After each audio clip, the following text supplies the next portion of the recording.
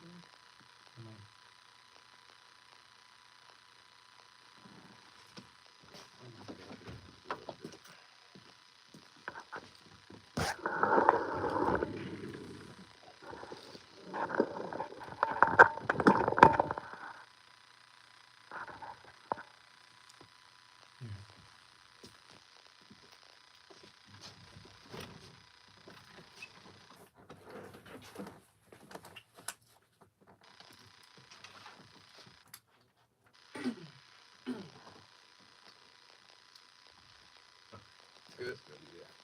Usually I line it right here, but I'll check it out.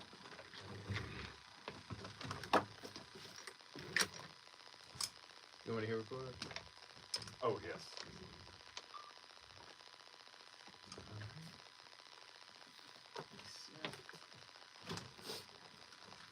Testing 1, 2, 3, 4. All right, let's get into it. Father, we come here today on episode 51 after the celebration. Keep us going, Father. Help us get 100 subscribers. We pray to get on a major platform. As we have special guests, we pray to have the best work for them. And just keep us faithful and keep us together. Amen. All right. Ready? 3, 2, 1. Good morning, everybody. I'm Jamar McKill, your favorite sports analyst with James Jurowitz. and y'all finna get served with J&J Sports episode 51. Before we even get started, we want to thank you guys for the celebration. We're almost at 100 subscribers. Keep rolling, James. We've had so much fun doing this show, and we appreciate all y'all and all the support. So. Oh yeah, definitely. We're gonna dive right into it, you guys. We already know we don't waste any time, so let's get into it, James. So the first topic we got is NFL football. So there's a lot of speculation about Odell Beckham, and he could be signing to the Miami Dolphins. Have you heard anything about him? Yeah, I have heard this rumor, and it's exciting. I think that would be a good fit. Yeah, for sure. I know it was only. I know the Ravens only gave him a 1-year deal. And now he's looking for other options. But just to start us off, man, what is the main problem? What was the main problem with him and the Ravens? You think? Just this evaluating the season. I almost wonder if this was because the Ravens did so well and led the NFC. Yeah. And maybe they expected him to be kind of the catalyst that would bring them another Super Bowl. Right. All right. Yeah, I kind of do, and I hate when teams put a high hope on certain wide receivers, because like it's like you expect so much, but it's like that's why I feel like they should have gave him a 2-year deal, because even with this year, he could have had that last year with Derrick Henry to be like, okay, this is your last year right here. But yeah, kind of what you add on, yeah, he couldn't deliver in certain important games. It went throughout the season. I mean, he only had 3 touchdowns in the whole season. So, but like I said, that game against the Kansas City Chiefs, I think he was nowhere to be found in that game, and I feel like that's what they really needed him, because he didn't have nobody else to throw to. He was literally throwing the ball and catching his own passes. So that tells a lot.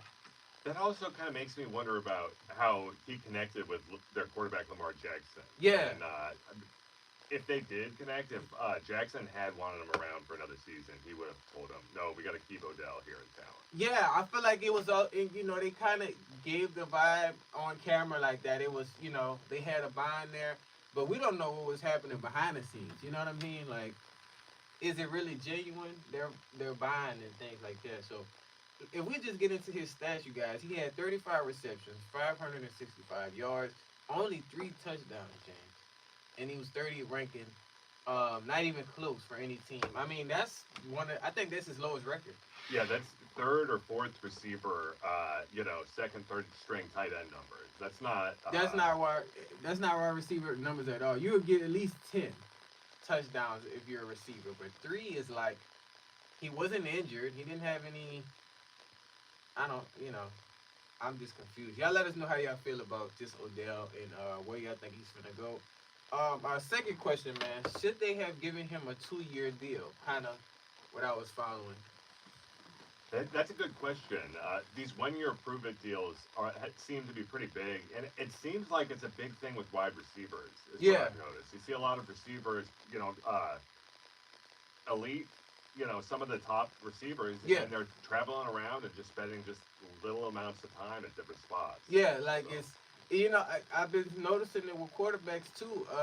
And I just feel like with quarterbacks it definitely needs to be a 2 year because then you can't expect, especially mid season, for him to just be all the way there. Give him Let him play the rest of the season. Give him that next season to get right and he quit. and everybody also has to consider how everybody around him was playing, and Yeah, then also the defense. I mean, it's a team sport, so everybody has to pull their weight. For sure. yeah. Like I said, most definitely, and the reason being that first year it could have been him just kind of getting himself right. Getting himself used to the team. He quit binding.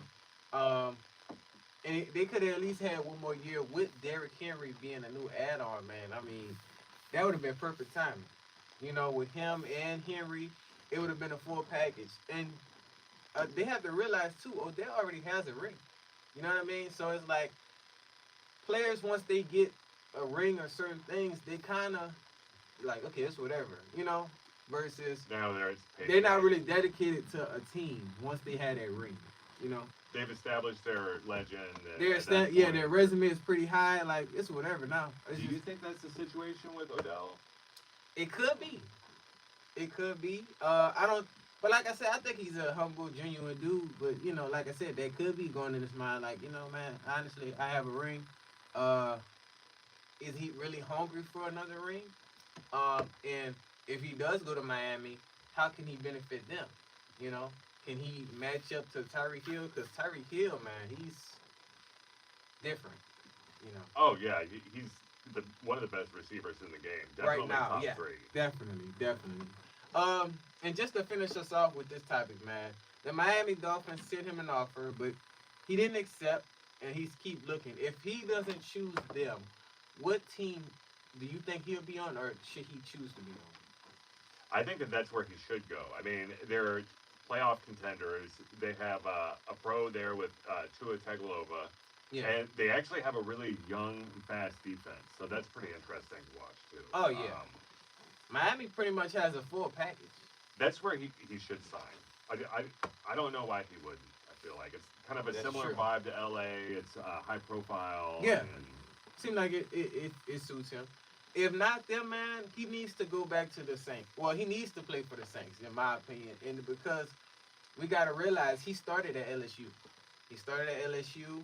And, I'm thinking, well, every team is thinking once you're a star player graduates from a college near where you're from, they're going to transition, But, I mean, if picture just him with Drew Brees and just that whole lineup, it could have been different. yeah, that would have been much different. And I feel like he would also bolster the New Orleans fan base because of his history there in Oh Louisiana yeah, that and it's like, we seen what he did with the Giants, the one-handed famous catch. against the Cowboys. He could have or done that in New Orleans or any other team, and it could have been like wow. But like I said, I think Dolphins though. I think Dolphins would be good for sure. If not Dolphins, I mean, for sure a team in the South. Do you think maybe it's quarterback play? Because he had Eli, who's a two-time Super Bowl, Super Bowl. throwing him that one-handed catch. Catch, yeah. And then if we look at, he had Matthew Stafford, who Mhm. elite. Elite quarterbacks. It might be based off of that. It might be based off the history of the quarterback. Because I mean, Lamar, he doesn't have a ring yet. He's MVP. He has a couple MVPs, but he doesn't have a ring yet. He's still young though. He's Yeah. still kind of just getting started. For So the it's most like I part. feel like they could have worked together to get both. Well, he had his second and got Lamar his first, but I think he's looking into that too. Like, okay, I'm looking for them veteran quarterbacks that kind of already got. You know what I mean? So I could just be whatever. So He's trying to find the best spot for him. That's what it sounds like. yeah. But yeah, I don't know why. What made him stay with the Browns so long? They didn't really. They paid him pretty well, and I feel like Baker had promise, and he still does have Yeah. promise. I mean, No, he he's does their now, definitely. starter in Tampa. So I think maybe he saw something in Mayfield, but it just never worked out. It didn't, yeah. And it could have been a team though. It could have been a team for sure. Uh, but yeah, y'all let us know how y'all feel about Odell and just where he's gonna end up. And before we go into our next topic, I had a few sports news of the day points out here. So first thing, this one's kind of concerning right here. Ty Lue, he made a comment and it's going viral about the Clippers. He says, "Yeah, we're soft right now." How you feel about that comment? I think that's one of the worst things that you could say about your team and your Team, teammates yeah, because it's not. There's no good connotation there with soft in sports. It's not like, oh, that's a soft team. That's good. No, they're soft. That's I feel like it's an insult. kinda. Um, I don't know. I don't know if his angle was more so like, yeah, we're soft. We kind of need to, because I know certain coaches they kind of say certain things to kind of build the team members' confidence, but I don't know about this. They did all right the other day against the 76ers. I know, Yeah, it was James Harden's return to Philadelphia. yeah, yeah, And although I think it wasn't so much that they won, but it was the 76ers had lost because they had missed on that shot there then, towards the yeah. end. So, And we gotta realize, the without Russell Westbrook with the Clippers, it can't. It's not gonna work because we seen it once he was out for a little bit, and Paul George had to take over. Kawhi, in and out. I mean, if they don't have the full lineup, it can't work. So yeah, I don't know what he meant by that one. Next up, the Washington Commanders, they just signed a linebacker, Bobby Wagner. So it looks like they're trying to get right on defense. Washington might be a problem. yeah, and I think Wagner was a really solid signing. Yeah, Veteran, he's been around for a while, and he'd be a really great mentor for the young linebackers there in Washington. definitely, definitely. And this was one, I some good news right here. The Saints, we just signed Chase Young, a 1 year deal for 13 million. I mean, that's a lot of money for 1 year. That's a decent amount. I think though he's gonna produce for y'all Oh for yeah, sure because definitely. He did pretty good this last season. So it's like he's young, he's new, so that deal should kind of okay. Well, it's time to go off now. So can't wait to see it. Can't wait to see it, yeah. The next topic we got up is NBA basketball. So the Houston Rockets, they have been on fire, James. I mean, we was not expecting this. I know we kind of talked about them last year in the last season and how they were doing so poorly. How do you feel about their transition? As like how they're doing so good now? I'm happy for them. I want to see them continue this, Yeah, like the win streak and the success that they've been having for the past few years. Pretty much since Harden left, yeah. It's they been have not looked the same. just the stereotype Rockets. Nah, but it seems like I think this season coming up, both the Rockets and the Texans are gonna make Houston, proud for sure. Okay, so kind of catch back up with the Astros and If the hopefully, Astros can do it too, I mean Houston gonna be lit for sure. If we could get all three sports to just pop off and get off like that. But yeah, they won 10 of their last games, and they're beating good teams, James. It's not just regular teams. They're beating like the Golden State Warriors and uh, which are they're right a spot right under them. So I mean, to beat that team, how do you think they're feeling? I think that this shows they're not. It wasn't just a fluke. They're not just winning these games Yeah, like accidentally, or they're not. The good teams aren't losing the game to the Rockets. They're actually doing the work themselves to yeah, win these games. definitely. Just to get us started, man, which player or players has been the reason for their success? I would have to say probably just the group in general because it's been that development of the young players, Yeah, and that's why they've had those shaky years in the past few that is years. true. That So is true. everyone's finally now coming around, and they're coming together as a team, and it's great to see. Yeah, it is. And for me, man, I would just say I'm gonna have to say the duo Jalen Green and Dylan Brooks, man. I mean, if we kind of just look at Dylan Brooks, man, he kind of had some difficulties with the Memphis Grizzlies, and it seems like he's happy here. It seems like he's happy here in his work, and he's not really getting into trouble. Uh, we didn't see this collab coming so far, but I mean, Dylan Brooks kind of have a little more history than Jalen Green. Jalen Green is a really young player, just getting in the game, but he's snapping. I mean, he keep playing like this, man. You think he might be up to Ja Morant level? Oh, of course, yeah. He's definitely a rising star here in the league. And Definitely, yeah. If we kind of get into his stats, man, Jalen Green, he has averaging 19 points, 5 rebounds, 3 assists, and he's shooting 42% from the field goal. I mean, that's pretty good. That's pretty good for sure. And then as far as Dylan Brooks, we know he's a defensive player, but he's averaging 12 points, 3 rebounds, 2 assists, and 43% from the field goal range. So he's doing pretty good too in numbers. Um, yeah, their rebounds, assists, and field goal range are all very similar. Similar, So yeah. I think that's why it's pretty much working for them. Um, so it's a lot of drama with these two, though. Of course, on the side. So it was two recent situations that happened with the players. Jalen Green having a child with Drea Michelle, which is a way older woman, and I seen the posts and stuff, and it's a lot. A lot of people have negative things on it and stuff like that. I don't quite see how that's really their business, though. I guess. Yeah, Like what does it matter how old the person that he has a kid with? kid Like, with yeah, it's just a lot. And then Brooks, he just got ejected from a scuffle with DeMar DeRozan in one of their recent games. And honestly, he did. I'm gonna defend him on this one. He wasn't wrong in this situation because I think it was something that was going on with that team, the Bulls, kind of messing with one of their players. And of course, any teammate is gonna defend their other teammates. So he kind of just came in like, we're not doing that. So, nah, I don't think he did anything wrong in this situation. Will these two incidents affect the overplay for them in the next few games?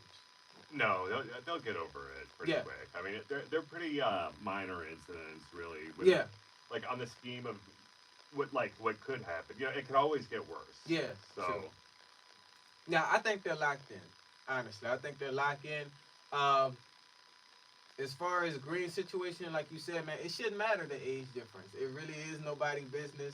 And that I don't think that's affecting his gameplay. I think he's still gonna play elite.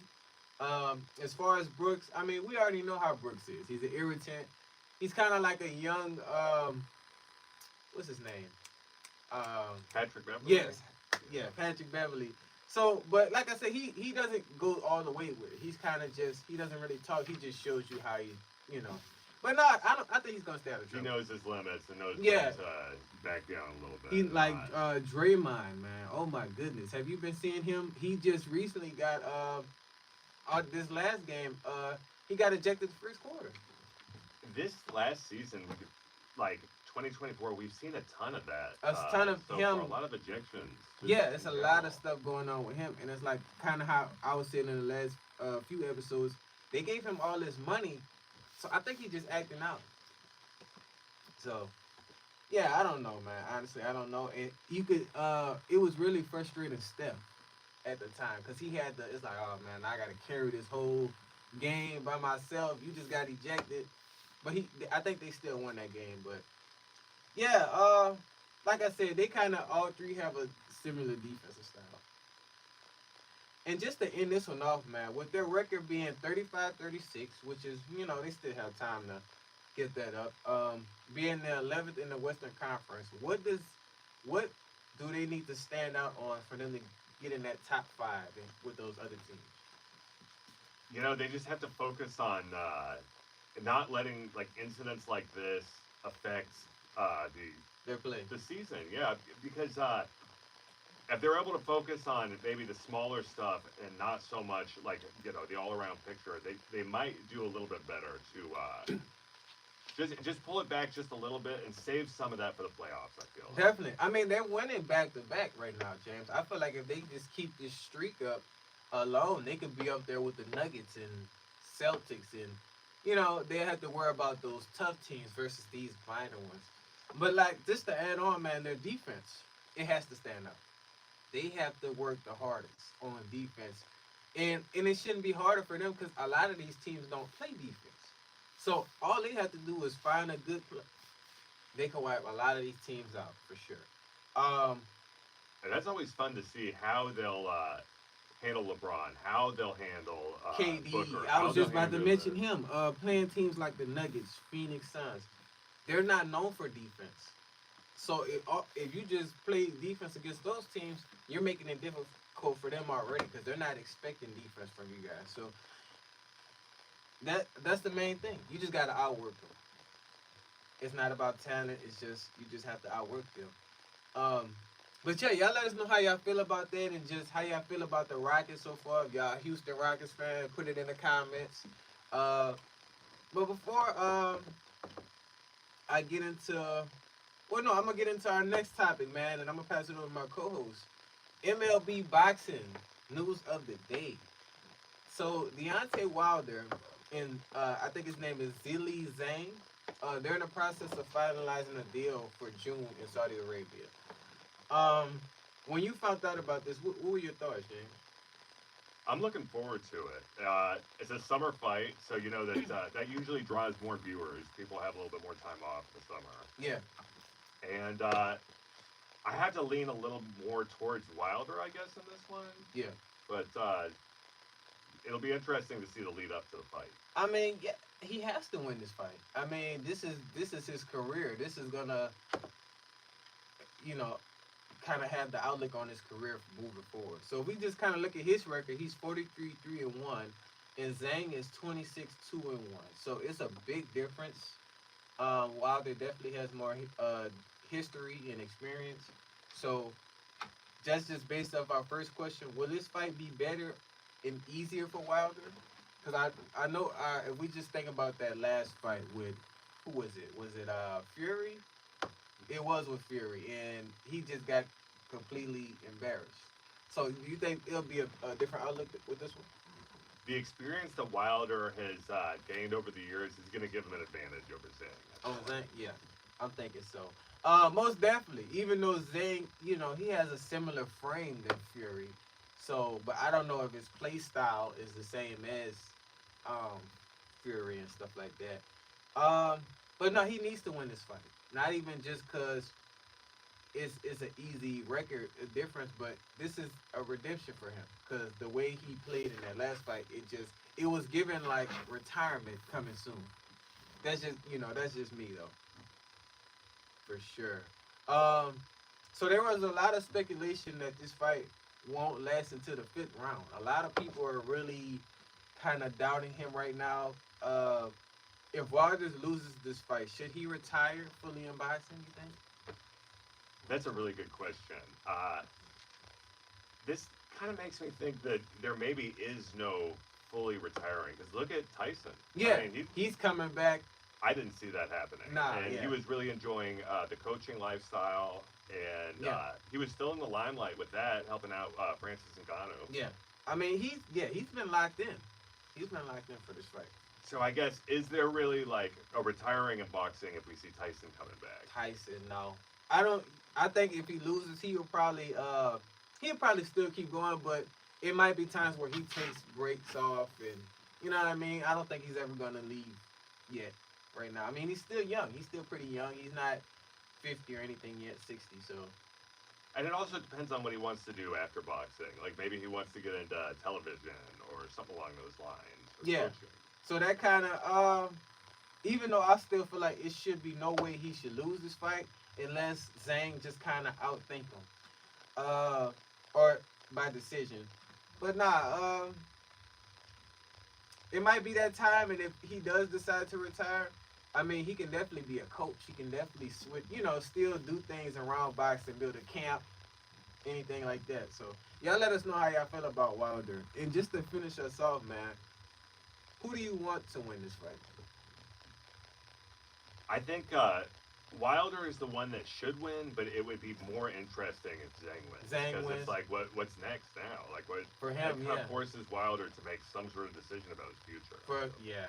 I'm telling you, it's gonna be a lot of heat if he loses this fight. But I hope he wins. I definitely hope he wins. Y'all let us know how y'all feel and who y'all think is gonna win that fight in June.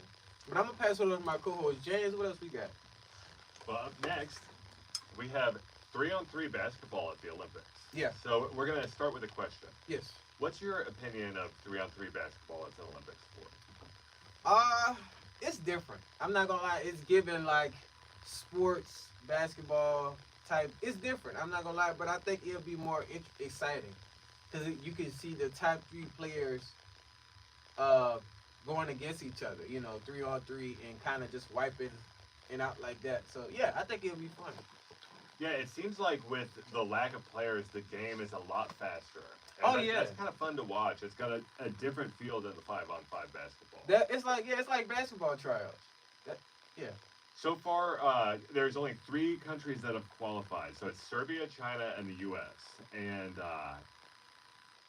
I think maybe the other qualifying countries, because there'll be five more. I'm thinking maybe France, Canada, and Germany. Those are all big basketball Yeah, spots. them three are definitely getting in. So if they're matched up, how do you think the U.S. will do against Serbia and China?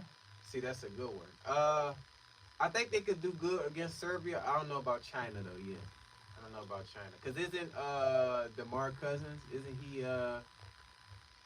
Is he on the China team? I forgot what team he's on. Yeah, I'm not positive about it, but I feel like if you maybe have to be from that country, or So, at least living in the country, having citizenship in okay. the country to represent the Yeah, country. we'll look into that, y'all. But nah, I think they'll be okay. I just have to see with China. So we have all the three qualified teams, and then the three who we think will probably qualify. But we'll know for sure in May who all the teams are going to be. Yeah. But let's try and come up with the two other teams that may qualify. So maybe Great Britain. Out of that list, I for sure Germany. Germany is definitely getting in. France will be there too. France Okay. might, yeah, it might be those two. So, what country should the U.S. look out for during the 3-on-3 Olympic events? Because I know Definitely, they had lost to Serbia in the recent World Championship. yeah, that is true. Definitely, if not Serbia, definitely Germany. Germany, yeah, Yeah, it's a big basketball Germany country. have so many big players on their team. Yeah. The U.S. team qualified players include the 34-year-old Kareem Maddox. He's 6'8", Princeton graduate who played 5-on-5 on the overseas circuit, Mm. and he started 3 versus 3 in 2015. Will having the overseas experience aid Maddox in his performance for the U.S. team? Yeah, this will definitely help him out. Because he pretty much already knows, like, he has experience in those areas, playing in different areas overseas. I mean, yeah, he can use that to kind of help those other players who haven't really, you know, Yeah, that seems like it would definitely help in the Olympics because it's competing against people of other nationalities of yeah, all different kinds. So, yeah. and then up next we have the 6'4" Dylan Travis. He's a Florida Southern. He went to Florida Southern College and he was part of the qualifying team in 2020, but the U.S. did not make it in as a team for 3-on-3. The men's team did. Yeah. His experience should be helpful for the U.S. Because he also has played overseas. Oh, yeah. And then we've got Canyon Barry. He's the Sixth Man of the Year award winner from SEC's Charleston and Florida, and a 3 versus 3 2018 veteran. Yeah. He's also an NBA G League vet and an overseas player who's 6'6".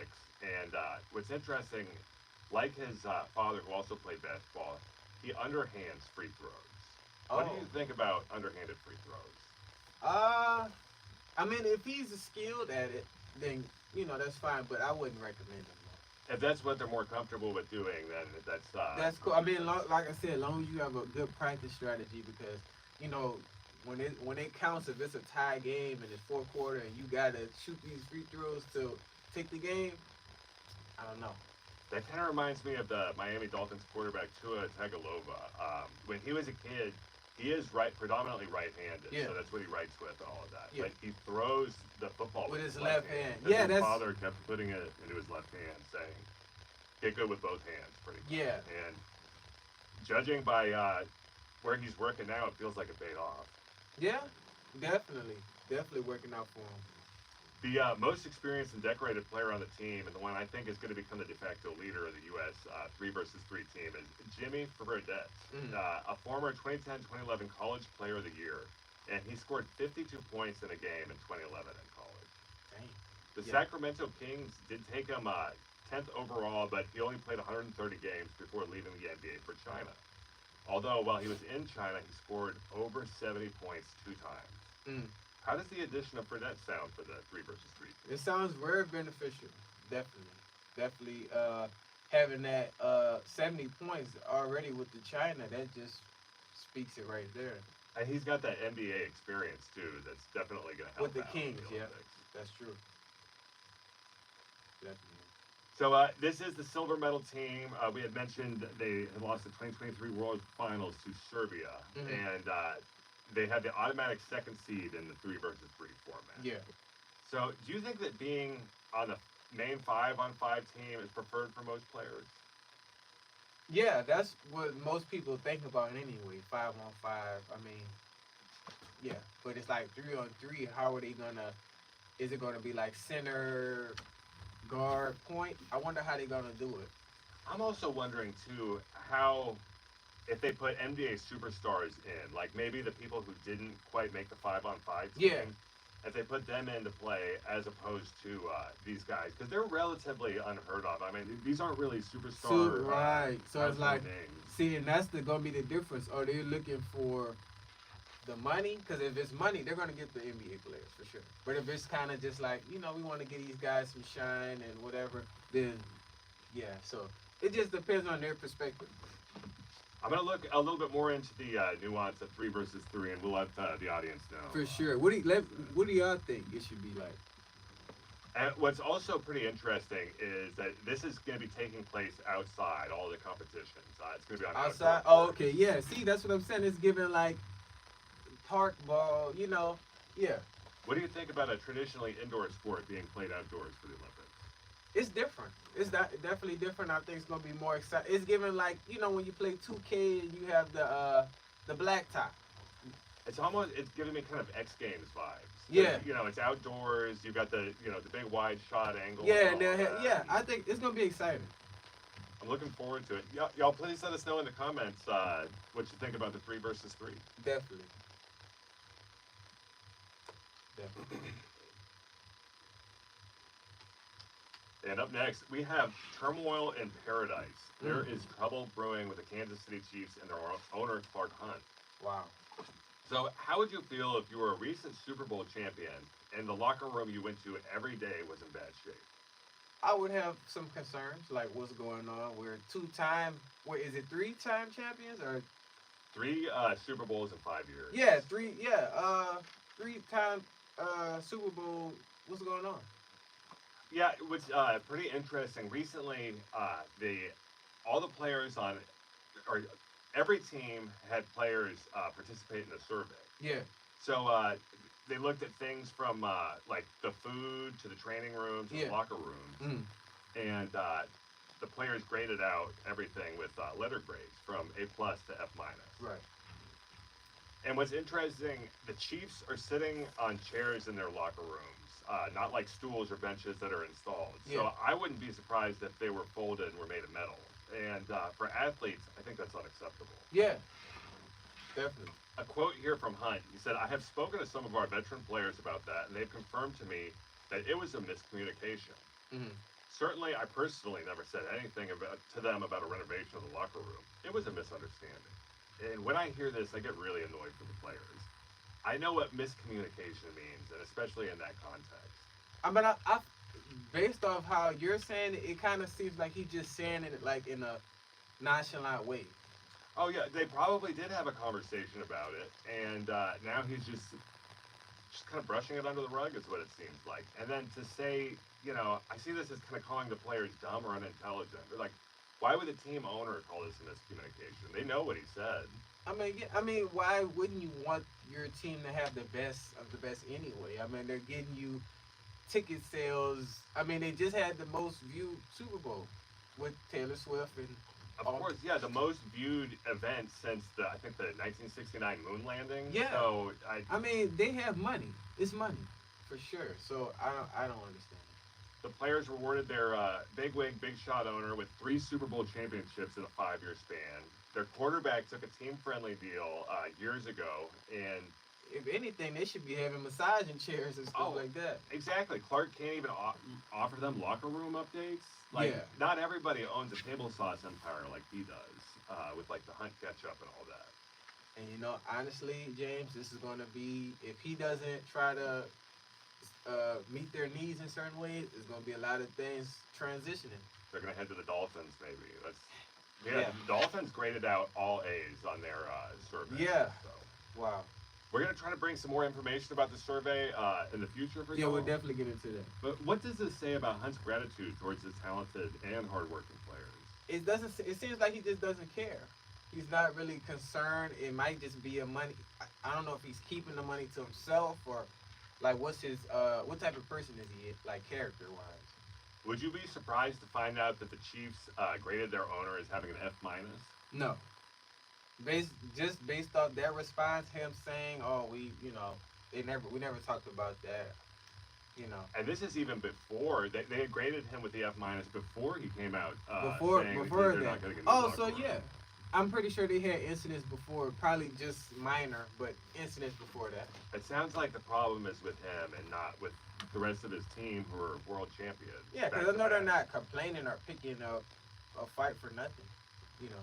I know the only details about any renovations of the facility are the Chiefs are going to get a new cafeteria, Mm. and their food and nutrition both graded as C minus. But for the food, it got an C minus for the food, but an F for the nutritionist. So they don't like who's like making the diet Making plan the over stuff. there. Okay. Does that sound like maybe they need a new nutritionist instead of a new cafeteria? Yeah, definitely. I don't know if that's his idea, but yeah, he got to do something about that. Definitely they need shifts or something. You know. Another Why not? quote from Hunt here to theathletic.com. He said, "We're making some pretty significant investments in the training facility this year, and we'll continue to do that. We've outgrown that building in a number of ways." What do you But make of this quote? my thing is, he can do that anytime with the building. Make sure your players are right, healthy, and right, so they can keep getting you to the playoffs. Because it's like this: if they're not satisfied and uncomfortable, their mind is going to shift from focusing on the game into other things. So it's like he has to make that right. It's going to become less about the team and more so about them having to protect themselves. Exactly. Yeah. Yeah, he should just give them whatever they want to be comfortable. And it's, why not just upgrade the locker room instead of all this other stuff? Yeah, I mean, he needs to do something fast. I don't know if they maybe need to all come together and speak out. Maybe I think that's probably what they should do. All come together and be like, listen, we need this and this, and then the whole media will get involved, and then it's gonna make him kind of And there's other people in the Hunt family who could step up and run this Yeah. team maybe better. And maybe we'll end up seeing that happen. Maybe he'll end up being forced to step down. for have and somebody probably else. have his mind. Okay, let's get you guys okay. Y'all have money, like it shouldn't be no reason, you know. Tell us what y'all think in the comments, please. Yes, please, definitely. And then up next, we have the top unsigned NFL free agents. So Let's do it. quarterback-wise, we have Ryan Tannehill and Carson Wentz. And those are the two top quarterbacks on the free agent market right now. Hmm. Which player will find a team first? I want to say Tannehill, but I'm gonna try Wentz. Okay, yeah, Super Bowl champion. Yeah, I'm gonna try Wentz with that.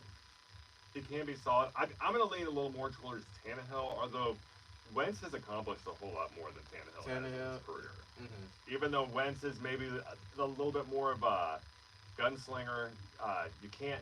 I feel like you can maybe depend on Tannehill a little bit more so, but Wentz has more talent. More experience. Okay. So yeah, I think it really depends on the team and what the team is really looking for at that time. If they're a young team, then probably Tannehill. So out of these two on the Saints, who would you rather have backing up Derek Carr? That's good. That's honestly, I would try to get Tannehill. Tannehill. He's That's a solid. young talent, just because Derek Carr he has a lot of experience too, and he's not really working for us. So I think probably something new or something. Yeah, definitely something reliable. And then taking a look at the top three running backs right now, we got Ezekiel Elliott, Yeah. Clyde Edwards-Helaire, and Cordarrelle Patterson. Mm. I think the Dallas Cowboys need to sign Clyde Edwards-Helaire right now. Jerry, I know you're watching J&J Sports. Just do it. Sign Yeah. him, please. Yeah. Yeah, they got to do something. They got to do something. They'll definitely miss out. I mean, especially because with with y'all quarterback just 1 year left, you gotta do what you gotta do. And we don't have a running back right now. Yeah. Do you think Ezekiel Elliott's best years are behind him? Uh, yeah, he still got some good. Yes, definitely. So he could still produce, but maybe not quite at the level where he was at. He just needs to be the right team. Like I said, just like Derrick Henry and all these other running backs, is once he gets on that team that fits him. There's Man. rumors he might return to the Cowboys, but that would just be bizarre. Nah. Considering I think they're already paying him $6 million this year for having released him a few years back. Yeah, no. Please don't go back to this. No. And then I actually was wondering about how that works. If they're already paying you with dead money and you go back to the team, do they pay you again?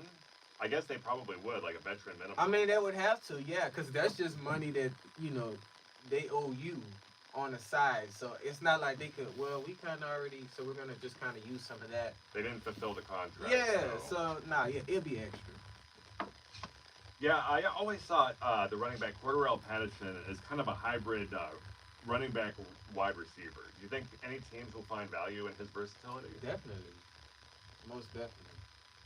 Yeah, being able to catch passes seems like a must for all running backs in the league. Oh yeah, because it isn't even that, and it just makes you more elite. It's like because it's like a lot of defense are just expecting the running back to run, but if you can catch them off guard and go out for a deep pass. Yeah, That safety valve for the quarterback is always it's gonna important. make it way difficult for the defense. I think Edwards-Helaire, the two-time Super Bowl winner, could definitely help out potential teams. Yeah. What do you think about the Super Bowl experience helping out other teams? Yeah, I mean he has an experience. He's been there, and he's won those games, so he knows how to play in those type of situations. So he can help out those young teams who haven't experienced that Super Bowl, whatever team he goes on. And he's still young too. He still has plenty left. Plenty in the of tank, time, so he's still learning himself. So And then taking a look at wide receiver, we have Mike Williams, Odell Beckham, Yeah, and Michael Thomas. man, So will you miss Michael Thomas as a New Orleans fan? definitely, man, he was so elite. But like I said, I can't blame him for this. And I know a lot of people are gonna get me in the comments, but we're just not fully together yet. And he's such a good talent. When you have a certain talent, you want to be on a team that's kind of already set. So yeah, I'm not mad at him. Will they draft a receiver in the first 2 rounds? The Saints? Yeah, we need to. We need that, and we just need we need another quarterback, man. A good, and if we just have a backup, a young talent. How much can Thomas help any potential suitors?